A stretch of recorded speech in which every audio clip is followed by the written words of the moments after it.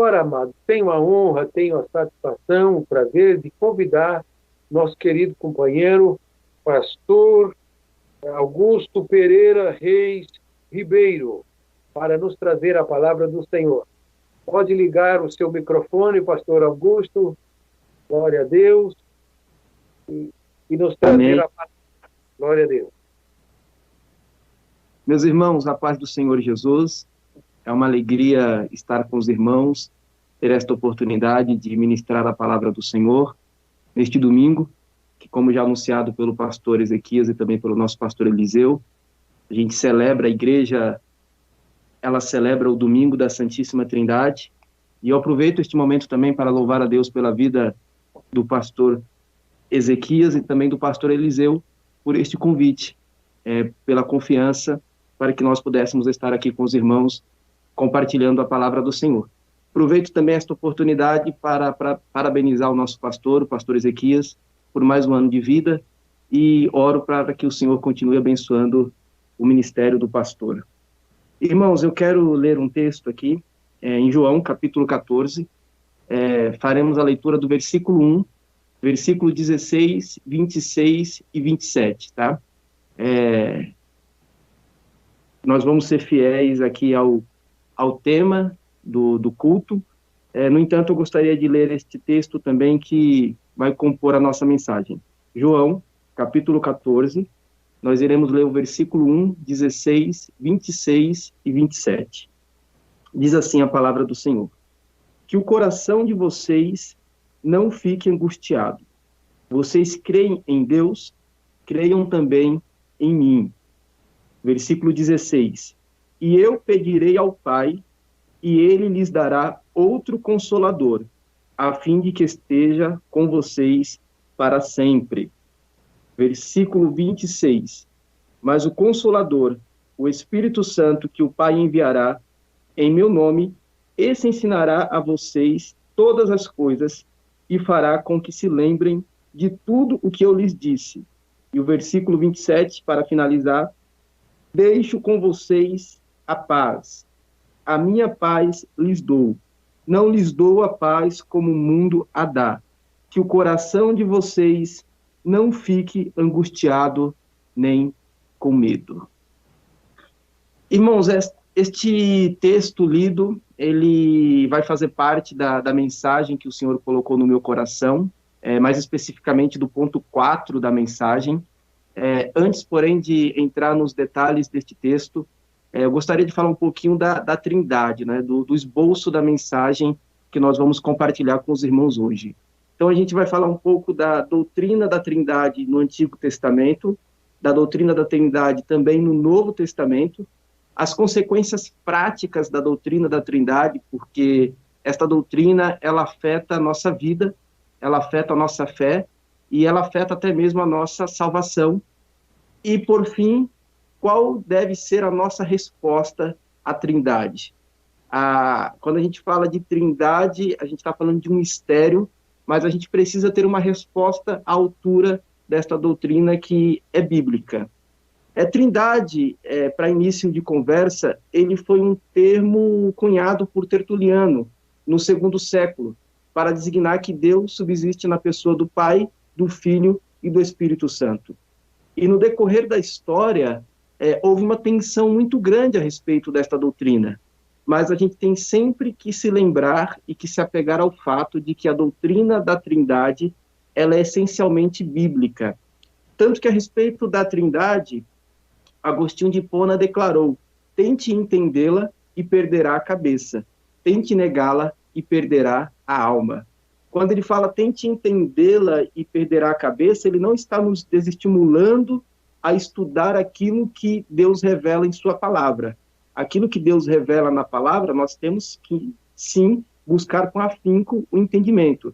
Mas ele está falando de dissecar realmente a doutrina, de compreender todos os mistérios de Deus, porque nós não temos condições de fazer isso, porque Deus, ele não é um objeto. Deus é Deus, portanto, ele nunca vai caber na mente humana, nos parâmetros humanos. Mas ele afirma categoricamente também: tente negá-la e perderá a alma. E isso não é nenhum exagero. Eu creio sim que a negação da Trindade, ela traz prejuízo à salvação, pois todo o corpo doutrinário do cristianismo, de alguma forma, ele depende desse ensino. No credo de Atanásio, que a gente tem na nossa declaração de fé, a gente lê que todo aquele que quer ser salvo deve professar a fé cristã. E no artigo 3 ele diz: a fé cristã é esta, que adoremos um Deus em trindade e trindade em unidade.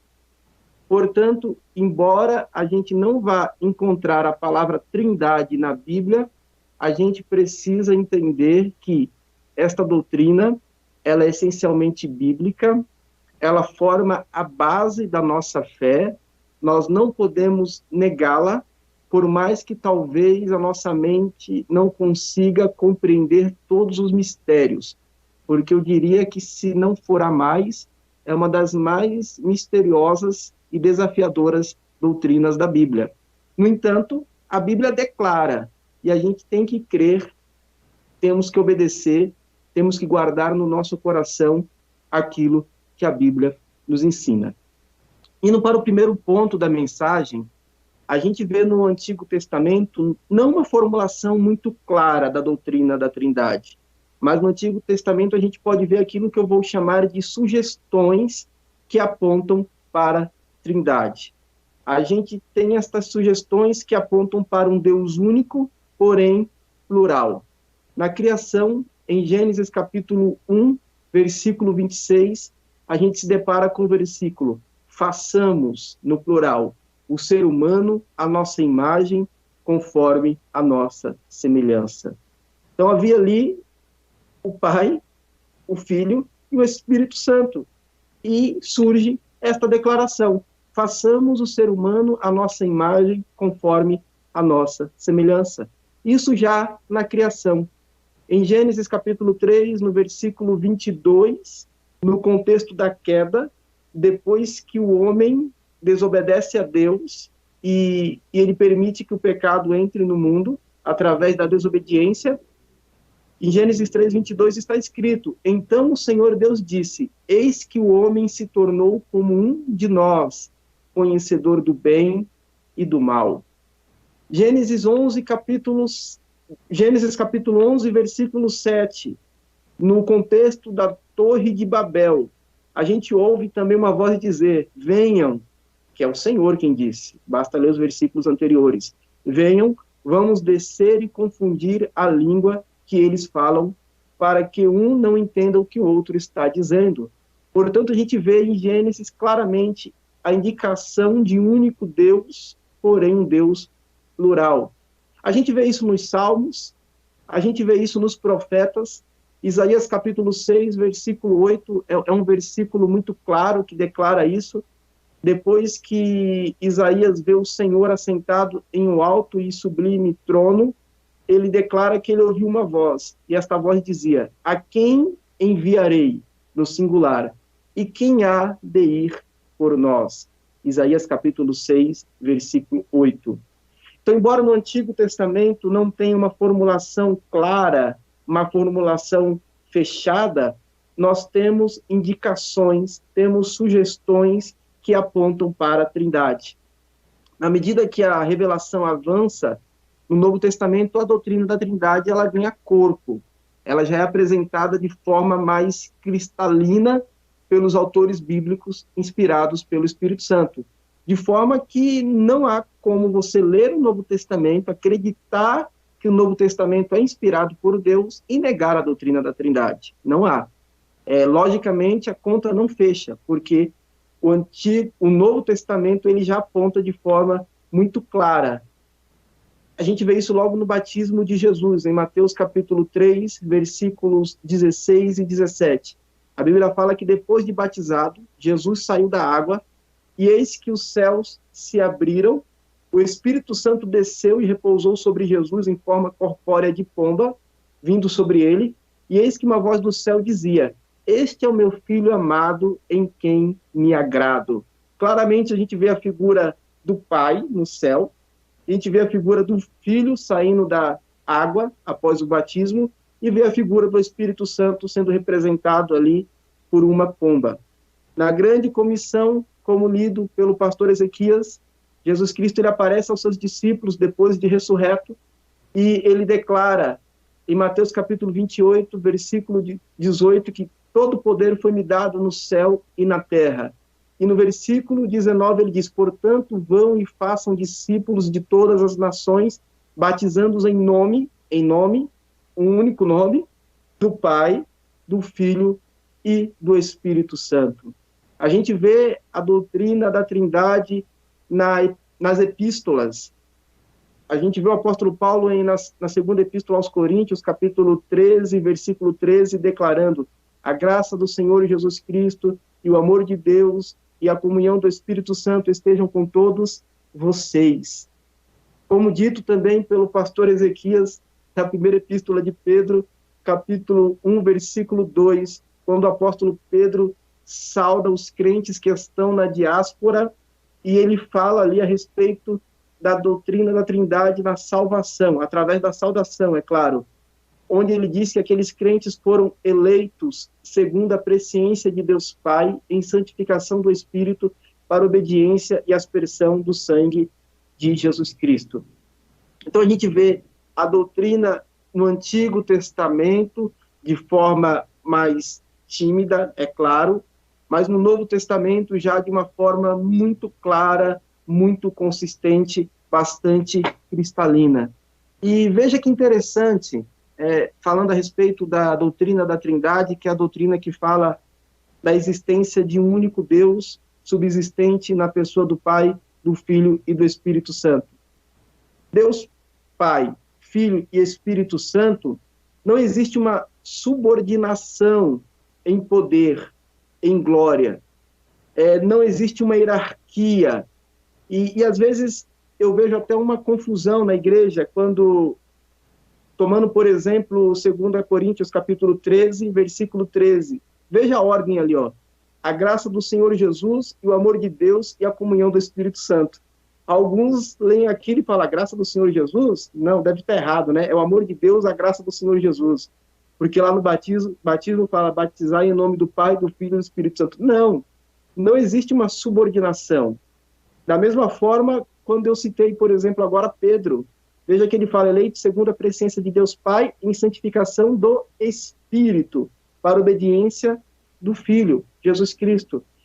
Na mecânica da salvação, sim, existe uma diferença de papel e de responsabilidade. Mas quando a gente olha na eternidade, o Pai é Deus, o Filho é Deus, o Espírito Santo é Deus, no entanto, há um só Deus. Então, embora objeto de muita atenção na história, os pais da igreja não cederam quanto à doutrina da Trindade. Nós vemos a doutrina no Antigo Testamento, vemos a doutrina no Novo Testamento mais clara, e nós não podemos abandonar. Não podemos. A gente tem sim que aproveitar estes momentos, aproveitar o calendário litúrgico para reforçar, porque esta doutrina fala a respeito da nossa fé, fala a respeito do Deus que nós servimos, e se esta doutrina desmoronar, todo o corpo doutrinário do cristianismo será solapado e também irá desmoronar. Agora, quais são as consequências práticas da doutrina da Trindade? Às vezes as pessoas pensam que é uma doutrina, uma concepção meramente teológica e que na prática não significa nada. Significa muito, mas muito mesmo. Eu gostaria de falar aqui alguns pontos a respeito das consequências práticas da doutrina da Trindade. Primeiro, esta doutrina, ela aponta para o fato de que Deus é autossuficiente. Vou repetir. Esta doutrina aponta para o fato de que Deus é autossuficiente. Deus, ele não precisa de ninguém. Por que eu estou dando esta ênfase? Às vezes a gente vê pela internet, a gente ouve alguns pregadores até bem intencionados declarar que Deus estava na eternidade, mas Deus estava solitário, e ele precisava de alguém para louvar a ele, e ele foi e criou o homem. Eu já ouvi mensagens dizerem que depois da queda do homem, Deus ele não conseguiu se enxergar sem um homem lá para servi-lo, para adorá-lo, e decidiu restaurar o homem. Você pode até se emocionar ouvindo uma mensagem dessa, eu talvez se eu ouvir, eu me emociono, mas não é verdade, não é verdade. Deus é autossuficiente. O amor de Deus, ele não foi motivado por uma solidão. O amor de Deus não foi motivado por conveniência. Não é porque Deus precisava de mim, não é porque Deus precisava de você, porque a gente tem um amor ali do Pai pelo Filho, do Filho pelo Pai, e o Espírito Santo também, que envolve a Trindade. Então havia uma comunhão perfeita, um amor perfeito, uma beleza perfeita que nós não temos nenhuma condição de exprimir em palavras. E Deus, então, ele cria o homem, Deus, ele decide agir na salvação, não motivado pela solidão, não motivado por conveniência. Não, pelo contrário, Deus, ele decide compartilhar o seu amor. Deus, ele decide compartilhar a beleza. Ele decide compartilhar a harmonia, a comunhão. Portanto, nós somos resultado do amor de Deus, do amor que Deus decidiu compartilhar. E isso é maravilhoso, é confortante, porque muitas pessoas estão pensando que são obra do acaso, são obra de um acidente cósmico. Não, nós não somos. Nós somos resultado do amor de Deus, que não precisava da gente, por ser autossuficiente, por viver na eterna comunhão da Trindade. No entanto, ele decide compartilhar o seu amor na criação. E tudo que a gente vê ao nosso redor de bonito, de belo, é resultado desse amor que Deus compartilha. Que Deus nos fez livre, né? Porque o amor, ele implica em liberdade. Deus nos fez livre, embora perfeito, ele nos fez livre. E aí, fazendo mau uso desta liberdade, houve a queda. No entanto, mais uma vez, Deus ele não é pego de surpresa, e a gente vê o amor de Deus agindo mais uma vez. O Pai nos ama a tal ponto de enviar o seu Filho como resultado do seu amor, conforme a gente lê em João 3,16. Porque Deus amou o mundo de tal maneira que deu o seu Filho unigênito, para que todo aquele que nele crer não pereça, mas tenha vida eterna. O Filho, então, executa o plano da salvação. Na primeira epístola do apóstolo Paulo a Timóteo, capítulo 1, versículo 15, se não estou enganado, está escrito: fiel é esta palavra e digna de inteira aceitação, que Cristo veio ao mundo para salvar os pecadores, dos quais eu sou o pior. Então, o Pai, ele nos ama e envia o Filho. O Filho nos ama e obedece ao Pai e executa o plano da salvação, e envia também o Espírito Santo. O Espírito Santo responsável por confirmar o amor de Deus, Pai, confirmar o amor do Filho. Tanto é que em Romanos capítulo 5, versículo 5, fala que o Espírito Santo derramou o amor de Deus em nossos corações. O Espírito Santo que nos foi dado derramou o amor de Deus em nosso coração. Então, irmãos, a gente vê a Trindade mais uma vez agindo na salvação, não por necessidade, mas por amor. A Trindade nos envolvendo neste santo amor. E abrindo um parêntese aqui para falar do Espírito Santo, o Espírito Santo, ele revela a face de Cristo. E ter o Espírito Santo é ter muito. Às vezes a gente ouve pessoas dizendo: mas eu queria tanto estar lá quando Moisés abriu o Mar Vermelho. Ou outras pessoas: eu queria tanto ter estado com Cristo. Eu também acho que eu queria, se eu pudesse ter essa experiência, seria uma experiência bacana. Mas nós não podemos falar como se nós tivéssemos menos do que eles possuem, porque nós temos muito. Nós temos o Espírito Santo que está comigo, aqui me ajudando, que está com os missionários que estão lá fora, que está intercedendo por pessoas neste momento que estão sofrendo. Na época em que Jesus andou sobre a terra, ele estava limitado pela geografia. Agora o Espírito Santo não, o Espírito Santo ele não está limitado e ele habita em nossos corações, ele intercede por nós, ele revela a face de Cristo. É por isso que nós amamos a Jesus. Você já parou para pensar o que te faz amar a Jesus, sendo que você não andou com ele, você não o conheceu, você não viu ele curar leprosos, nem dar vista aos cegos, nem libertar os endemoniados, você não viu ele andar sobre as águas, e ainda assim você o ama, e ainda assim você é firme, ainda assim você almeja ver a face de Jesus naquele grande dia. Sabe por que isso? Porque o Espírito Santo é quem coloca este amor no nosso coração, é o Espírito Santo quem confirma, é o Espírito Santo que declara que nós somos amados por Deus, e a Bíblia diz que nós o amamos porque ele nos amou primeiro. Eu queria ter estado com Jesus, mas eu nasci em outra época e eu me alegro, porque eu nasci na época em que o Espírito Santo foi dado à igreja. E nós temos o Espírito Santo que mostra a face de Cristo, que nos mostra o caminho, temos o Espírito Santo que nos consola, temos o Espírito Santo que nos faz andar, dar um passo de cada vez mais caminhar em direção à nossa salvação, que foi consumada na cruz do Calvário.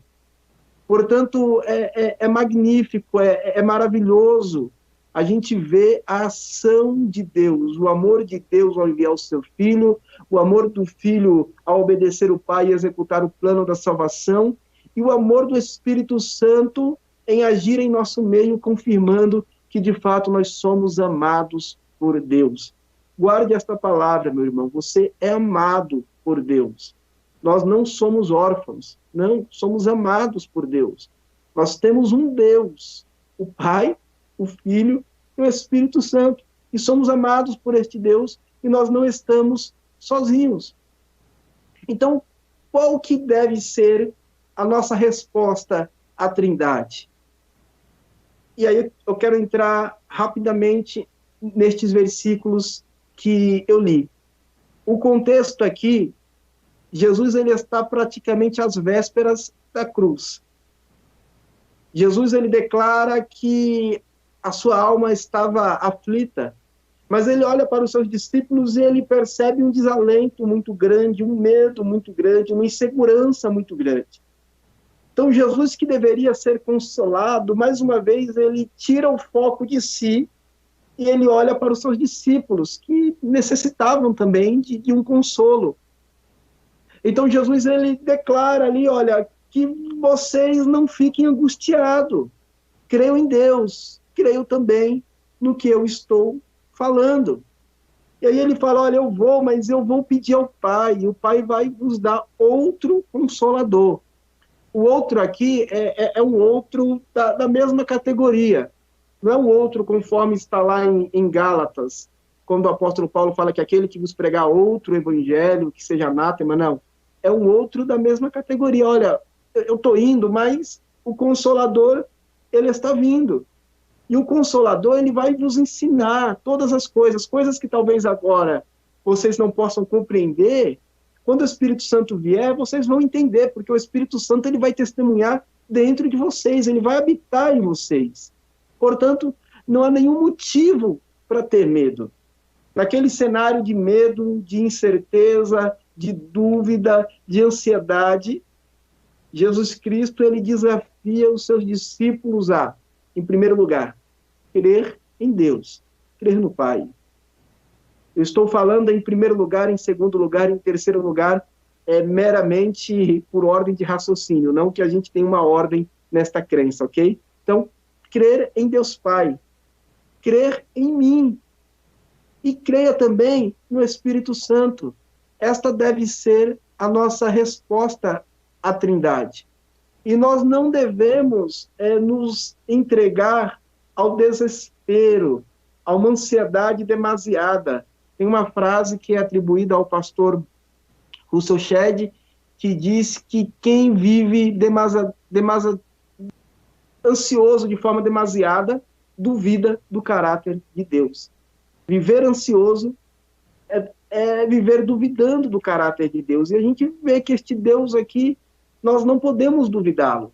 Então a gente precisa crer fielmente, piamente, no Pai, no Filho e no Espírito Santo.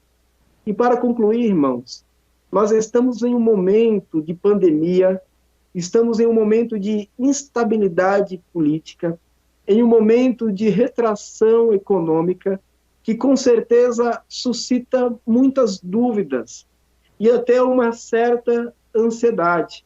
E neste momento nós precisamos crer no nosso Deus, que subsiste na pessoa do Pai, do Filho e do Espírito Santo. Crer que Deus está no controle de todas as coisas. Deixe-me falar rapidamente de uma experiência, eu já contei em algumas igrejas, até aqui mesmo em Jundiaí, que eu tive a oportunidade de compartilhar a palavra do Senhor.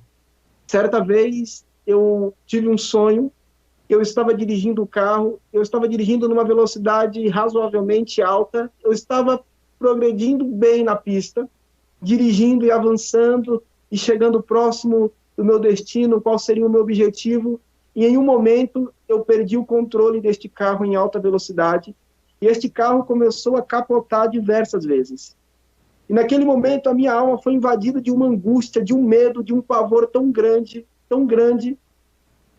que eu fiquei desesperado nesse sonho. Mas ainda enquanto o carro estava fora do controle, eu ouvia o Espírito Santo ministrando na minha vida, ao meu coração, dizendo: você perdeu o controle, mas Deus está no controle.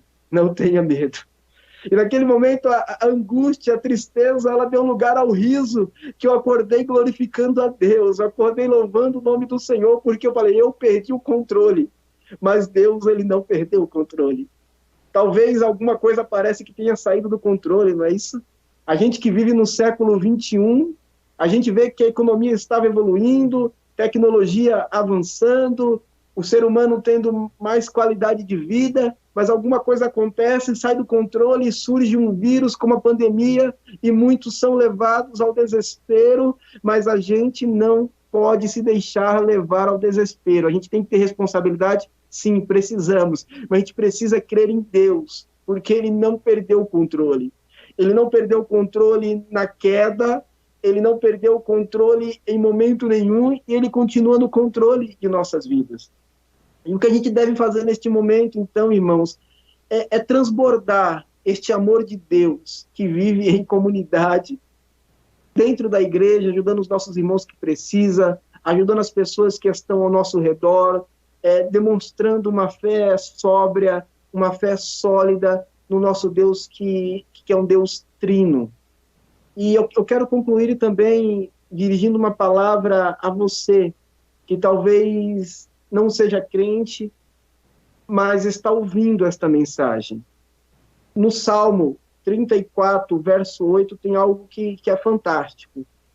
E na versão Almeida Revista e atualizada, diz assim: ó, provai e vede que o Senhor é bom. Bem-aventurado o homem que nele se refugia. Que convite maravilhoso! Este Deus que subsiste na pessoa do Pai, do Filho e do Espírito Santo nos convida: ó, provai e vede que o Senhor é bom. Deus nos convida para que nós possamos experimentar nele a salvação, para que nós possamos experimentar nele a provisão, para que nós possamos experimentar nele a santificação, para que nós possamos experimentar nele os cuidados que ele dispensa a nosso favor.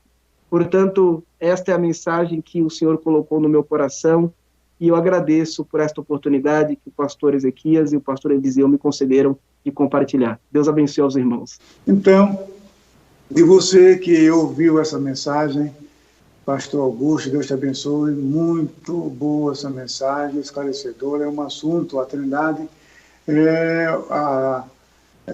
no cristianismo, um ponto mais crucial da fé cristã, porque é uma doutrina que está além da razão humana, embora não seja contra a razão, e é algo realmente não qualquer pessoa que tem condições de trazer de maneira tão clara e simples uma doutrina, como fez o pastor Augusto. Deus te abençoe, muito boa mensagem, gostei muito, e creio que todos os que ouviram essa mensagem compreenderam o Pai, o Filho e o Espírito Santo, um só Deus em três pessoas, um só Deus, e subsistindo em três pessoas, e são iguais em poder, glória e majestade.